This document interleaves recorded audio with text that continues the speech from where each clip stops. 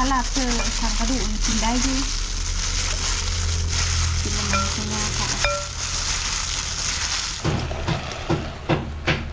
กินเก่งเด้อไอเด้อ2 บันใหญ่แล้วกาวกินกันสั่งกาวสบายดีพ่อแม่พี่น้องวัดสุขนเด้อมื้อนี้ชาวไผ่ยมาโคอันนี้ทุกคนโคผักเกษตรเด็ดขึ้นมาเมื่อวานนี้เด็ดเอาแต่ยอดอ่อนมานะเอาขึ้นมาแล้วชาวไผ่ก็ซ้อมวายโคกินแต่เมื่อวานนี่แหละแต่ก็กินแกงหน่อไม้เลยทุกคนก็เลยยาแกงหน่อไม้เขาก็อยากเขาอยู่แกงคือคำหวานเยอะมาโคผักเกษตรเห็นเขาเจ้าโคนะเป็นตาแซ่บทุกคนอยู่ในอันโทรศัพท์นะเห็นเขาว่าผัดผักเกษตรบอกนะทุกคน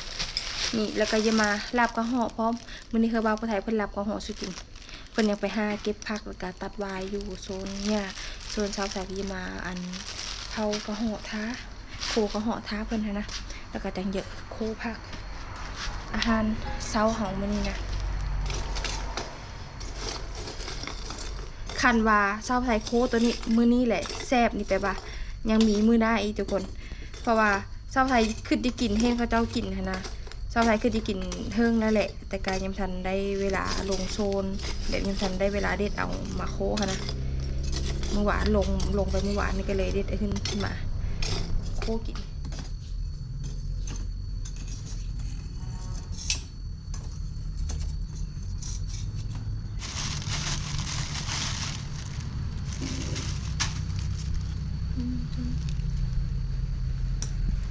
กันลอก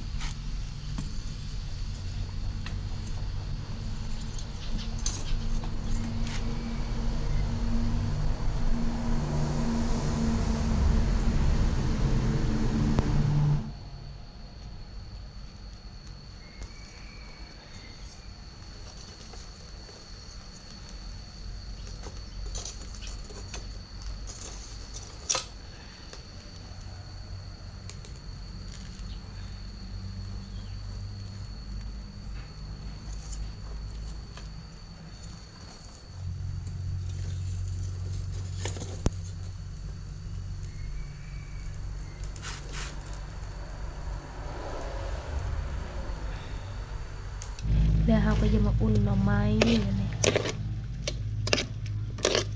หน่อไม้แกงเมื่อคืนนี้แหละกินถ้วยหนึ่งอย่างถ้วยหนึ่งว่าจะแบ่งไปให้เขาหญ้าแต่ว่าเขาหญ้ากับแกงคือกันก็เลยไม่ได้แบ่ง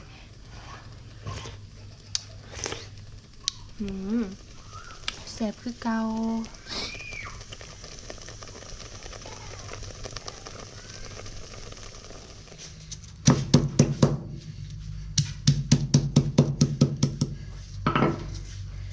เราผู้ไทยเพื่อนผู้ไปเอาไว้กับป่านนี้มีหมาทุกคนจนชาวไทยโขวันนั้นแล้วปิ้งแล้วจะมาโคผักเกษตรเกินผัดผักเกษตรป่ะทุกคน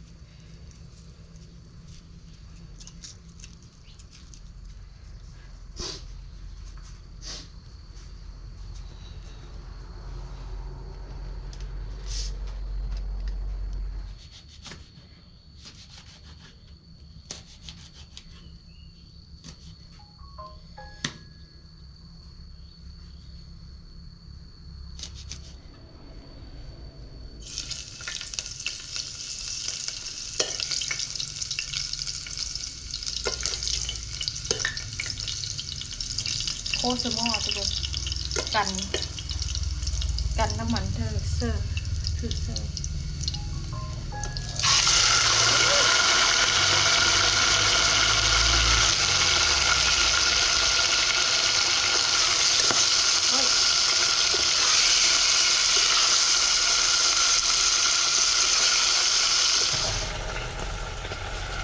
เอ้ยมันแตก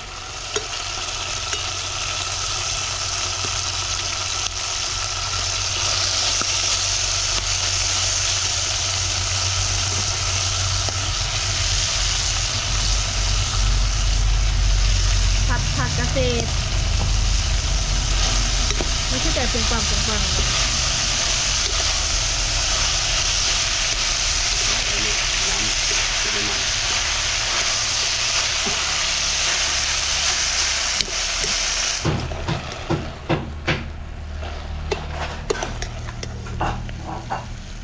สาวไทยแล้ว2เมนูทุกคนแกงหน่อไม้ผัดผักเกษตรบ่าวผู้ไทยหาขมาทุกคนตัดไว้มาแต่ตัดไว้เพิ่นเอาแต่ชิ้น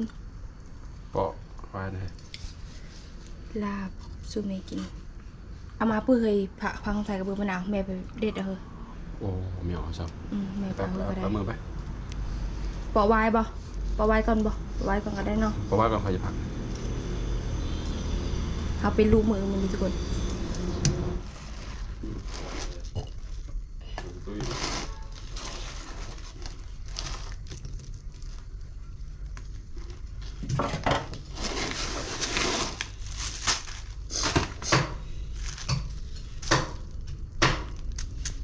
เฮิงนี่เป็นแม่เหยาปาร์ตี้เนี่ยปะ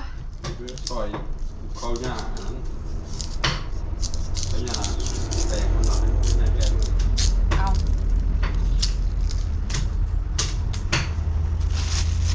ตู้ซอยเอาเรื่องนะเดี๋ยวปาร์ตี้ได้น้ำยอมมันให้มาอย่ามีทำชูชีเห็ดยังกินแต่มองจะเอ็ดเวย์แล้วแต่มูสเข้ามาก็ไปเลยบ่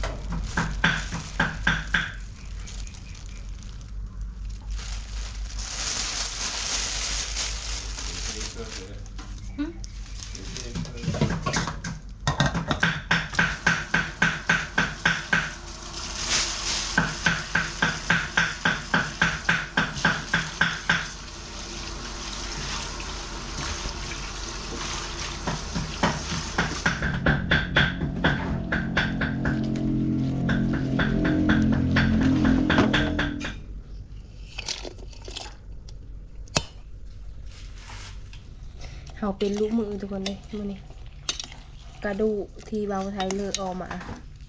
เราเอามาต้มสดน้ำแซ่บขนาดได้แบบนี้ทุกคน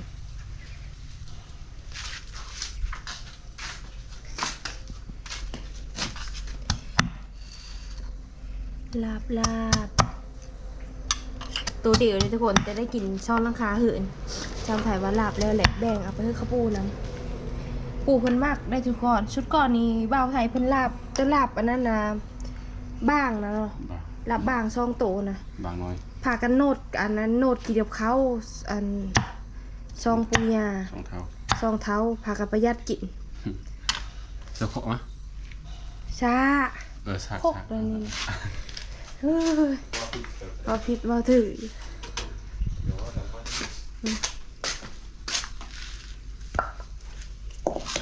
ประเภทลาบก้อยนี่ขาดหน่อห่าอย่างนี้ทุกคนโหห่าต้องซื้อโหห่าก็ซื้อข้าวโค้ซื้อเครื่องหอมเลยมะเตียวก็ต้องมะเตียวโค้เลยทุกคนคันมะเตียวดิบก็แซ่บกันแต่ว่าคันเธอสุดยอดก็คือมะเตียวโค้นี่แหละกับข้าวโค้ข้าวที่ข้าวโค้นะหอมๆเอาทุกอย่างมาเลยทุกอย่างเลยจำซื้อนี่เลยนี่แหละมันเหนียวขับเลยจะยี่ขั้นหรอบอกขั้นก่อนกินขี้มือบ่าวก็ถ่ายมันโอ้ยไม่ได้กินใช่แล้วเนาะมาเลยยิโยนลงมาแต่ละค่ะ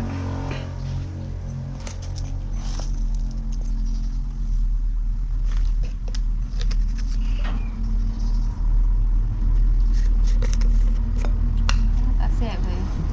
เพราะกระห่อเขาลาบเสื้อวายน้ำแน่เลยมันคือว่าลายเนาะกระห่อตัวเดียวถ้าลาบเสื้อทางกระดูกกินได้ด้วยกินมันไม่ยากค่ะ อาหารเฮา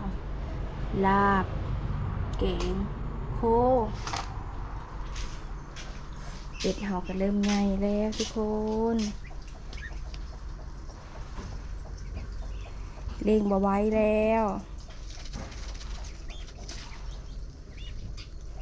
ถ้าบ่าวผู้ไทยเพิ่นไปส่งอันลาบกระหอกอันข้าวหญ้ามาจะได้กินข้าวทุกคนเนื้อโคแต่แซ่บไม่แซ่บ ส นิ้ว บายดีว่าแสบ โคตรแซ่บ ได้ดี กินหรอกหาน ไหนอ่ะ 2-3 มื้อคนตกคนหลินเลยกะอากาศเย็น ไปยาได้สัญญานะไหน อืม ไปรอเล่นเพิ่น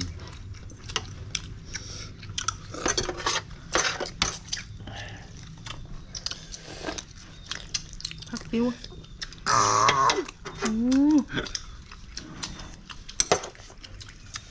เปียกมันแห้งกินเตะและนู่น เฮ้ย จำกัน เตะ มือจำกัน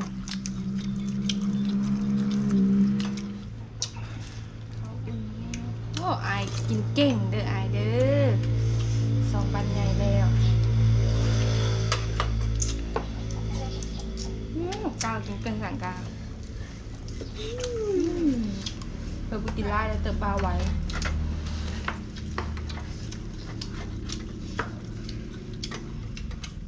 เข้าแม่ นี่มา คือปลาไหล ตัวเพลงนี้ได้เพิ่นได้ คือน้ ช่วยน้ำแซ่บน้ำเลย หางแซ่บ ำเห็ด มันcứ mà ra ha nó cao cao ấy mình là